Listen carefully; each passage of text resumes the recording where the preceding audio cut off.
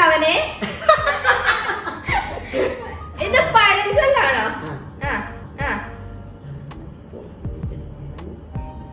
അരിപുളി അല്ലേ?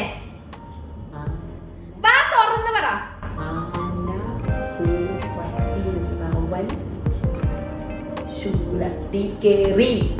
എനിക്കറിയാവോ ഇത്?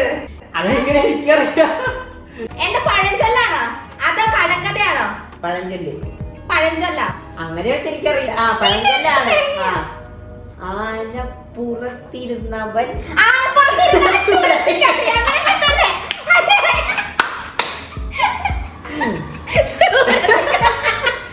ആക്ഷൻ കണ്ട മനസ്സിലാവുന്ന